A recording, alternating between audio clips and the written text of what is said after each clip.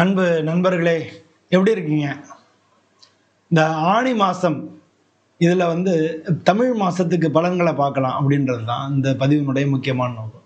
ஏன்னா நம்ம விசேஷங்கள், நமக்கு வீட்டில எல்லாம் இது பண்றது எல்லாமே சித்திரை மாசம் பண்ணலாம், இல்லை வைகாசி மாசம் பண்ணலாம். இந்த தமிழ் மாசத்தை தான் நம்ம கலாச்சார ரீதியா நம்ம பழக்கத்தில் வச்சுட்டு இருக்கோம். ஆனா நமக்கு நினைவுக்கு தெரிஞ்சதெல்லாம் இங்கிலீஷ் மாச தேதிகள் தான். இங்கிலீஷ் மாசத்தை நம்ம கனெக்ட் பண்றோம். அதே கல்யாணம், வீடு கிரகப்பிரவேசம், இல்லை காது குத்துறது, இது மாதிரி நம்ம கலாச்சார ரீதியான நிகழ்ச்சிகளை தமிழ் மாசத்தை பேஸ் பண்ணி தான் பண்றோம்.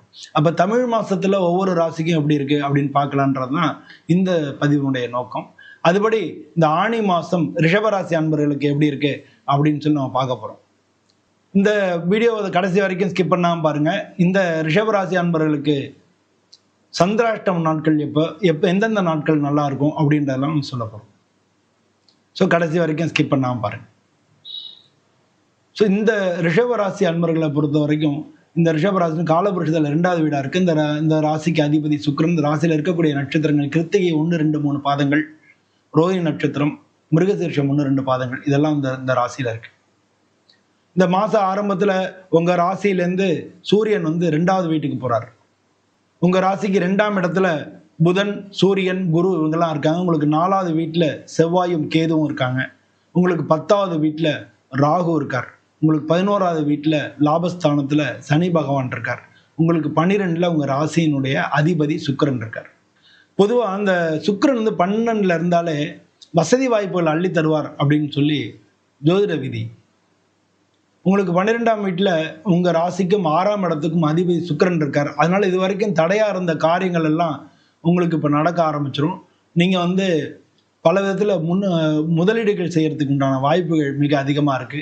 செவ்வாய் உங்களுக்கு 4ஆம் இடத்துல இருக்கிறதுனால இந்த காலகட்டத்துல வீடு, அது சம்பந்தமான விஷயங்கள் எல்லாமே பாசிட்டிவா நடக்கும். நீங்க இடம் வாங்கணும் அப்படின்ற விஷயத்துல இந்த மாசம் அமையும். பாசிட்டிவா நடக்க ஆரம்பிக்கும். கொஞ்சம் டிலே ஆகி நடக்கும், கொஞ்சம் தடங்கள் ஆகி நடக்கும். ஏன்னா செவ்வாயும் கேதுவும் சேர்ந்திருக்காங்க. ஆனா அந்த ராசி அதிபதி சூரியன் உங்களுக்கு 2ஆம் இடத்துல இருக்கிறதுனால பொதுவா நீங்க இடம் வித்துட்டு வாங்குறது, அந்த மாதிரியான விஷயங்கள் எல்லாம் இந்த ரிஷபராசி அன்பர்களுக்கு நடக்கும். 4ஆம் இடத்துல இருக்கக்கூடிய 4ஆம் இடத்து அதிபதியா இருக்கக்கூடிய சூரியன் 2ல இருக்கார். 2ன்றது தனஸ்தானம். அங்க சூரியன் இருக்கார், அங்கதான் புதன் இருக்கார், அங்கதான் சூரியன் குரு பகவானும் இருக்கார். ஸோ தனாதிபதி அப்படின்னு சொல்லக்கூடிய குருபவன் அங்க இருக்கார். அதனால 1க்கு 2 முறை எல்லாத்தையும் யோசிச்சு பார்த்துட்டு பண்ணுங்க.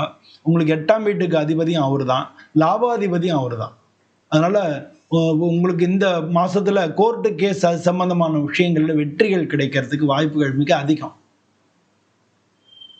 தொழில் ரீதியா உங்களுக்கு மாற்றங்களை நீங்க எதிர்பார்த்துக்கிட்டே இருக்கீங்க. அந்த மாற்றங்களும் உங்களுக்கு கண்டிப்பா நடக்கும்.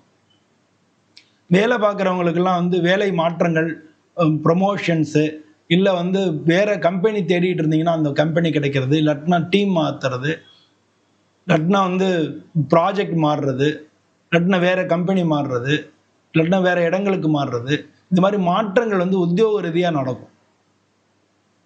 ஏன்னா 10ல் இருக்கக்கூடிய அந்த ராகு அந்த வீட்டு அதிபதி லாபஸ்தானத்தில் இருக்கார். அதனால நீங்க எதிர்பார்த்த மாதிரி உங்களுக்கு விருப்பமான இடங்கள்ல மாற்றங்கள் நடக்கிறதுக்கு வாய்ப்புகள் மிக அதிகமா இருக்கு. ஆனால் கொஞ்சம் டிலே ஆகி நடக்கும். சனி பகவானும் ராகுவும் கொஞ்சம் டிலே பண்றதுக்கு முக்கியமான காரணிகளா இருக்காங்க. அதனால கொஞ்சம் டிலே ஆகி நடக்கும். பொருளாதார ரீதியா முன்ன இருந்ததை காட்டில கொஞ்சம் சிறப்பா இருக்கும். மறைமுக வருமானங்கள் அதிகமா கிடைக்கும். அதனால நீங்க வேற விதமான, அதாவது நிலம் இது சம்பந்தமான விஷயங்களோ, இல்லை கோர்ட்டு கேஸ் அது மாதிரி விஷயங்களோ, திடீர் வருமானங்கள் உங்களுக்கு வரதுக்கு வாய்ப்பா இருக்கு. அது மாதிரி வெளிநாட்டிலேருந்து நீங்க எதிர்பார்த்துட்டு இருந்த வருமானங்களும் இந்த மாசம் உங்களுக்கு கிடைச்சிடும். குடும்ப ரீதியா உங்களுக்கு 7ஆம் இடத்து அதிபதி செவ்வாய் 4ல இருக்கிறதுனால குடும்ப ரீதியா இருக்கக்கூடிய விஷயங்கள் கொஞ்சம் பிரச்சனை உண்டாகி சரியாகும். குடும்பத்திலையும் வாக்குவாதங்கள் நடைபெறும். அதனால அதை கொஞ்சம் சமாளிங்க. வாக்குவாதம் நடக்கும்போது கொஞ்சம் பொறுமையா நிதானமா இருந்தீங்கனாலே சரியா போயிடும். அதனால குடும்பத்தை பொறுத்தளவுல கொஞ்சம் நீங்க பொறுமையா இருக்க வேண்டியது அவசியமா இருக்கு. 2ல இருக்கக்கூடிய சூரியன் கொஞ்சம் அவசரப்பட்டு வார்த்தையில விடுறதுக்கு வாய்ப்புகள் அதிகம் இருக்கு. ஆனா அதே இடத்துல குருவும் புதனும் இருக்கிறதுனால உங்களுக்கு எல்லாம் பாசிட்டிவாவே நடக்கும். நீங்க பேசுறது கூட உங்களுக்கு பாசிட்டிவ் ஆயிடும். அதே மாதிரி மாணவ செல்வங்களுக்கு கொஞ்சம் போகிற இடங்கள்ல மன ரீதியான பிரச்சனைகள் இருக்கும், கொஞ்சம் வந்து மன சங்கடமாக இருக்கும்.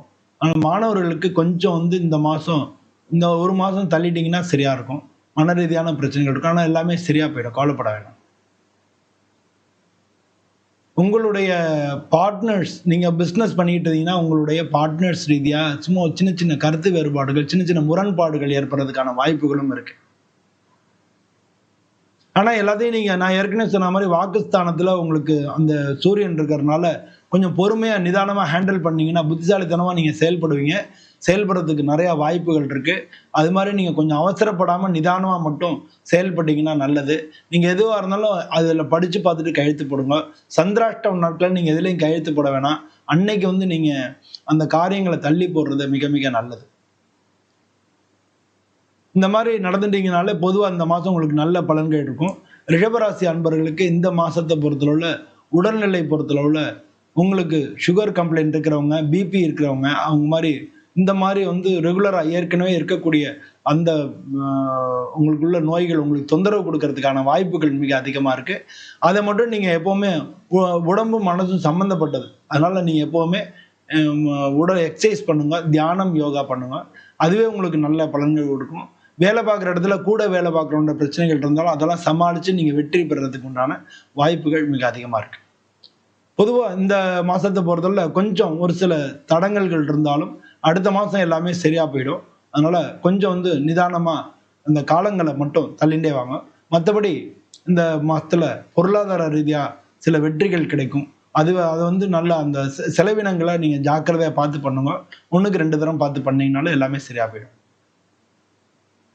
இந்த மாதத்தை பொறுத்தவரை ஒவ்வொரு வெள்ளிக்கிழமையும் நீங்கள் லக்ஷ்மி பூஜை பண்ணுறது, இல்லாட்டினா லக்ஷ்மி நரசிம்மரை வணங்குறது, இதெல்லாம் வந்து உங்களுக்கு வெற்றிகளை கொண்டு வந்து தரும். லக்ஷ்மி நரசிம்மரை வணங்குங்க, லக்ஷ்மி பூஜை பண்ணுங்க.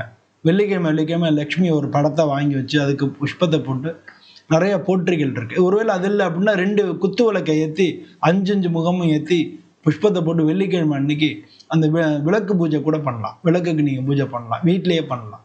அதுவும் வந்து உங்களுக்கு மிக நல்ல பலன்களை கொடுக்கும். பொதுவாக இந்த மாதம் வந்து உங்கள் எல்லாருக்குமே நல்ல பலனை கொடுங்க. நான் சுவாமியை பிரார்த்தனை பண்ணிக்கிறேன். இந்த வீடியோ பிடிச்சிருந்ததுன்னா லைக் பண்ணுங்கள், நம்ம சேனலை சப்ஸ்கிரைப் பண்ணுங்கள், உங்கள் நண்பர்களுக்கெல்லாம் ஷேர் பண்ணுங்கள். உங்களுடைய எண்ணங்கள் என்னன்றதை கமெண்ட்டில் தெரிவிங்க. நான் வந்து என்னால் முடிஞ்ச வரைக்கும் அதுக்கு பதில் சொல்கிறதுக்கு மேக்சிமம் முயற்சி பண்ணுறேன். உங்கள் எல்லாருக்கும் எல்லா விதமான நற்பலனும் கிடைக்கும்னு சொல்லி உங்கள்கிட்ட விடைபெறுகிறேன். நன்றி, வணக்கம்.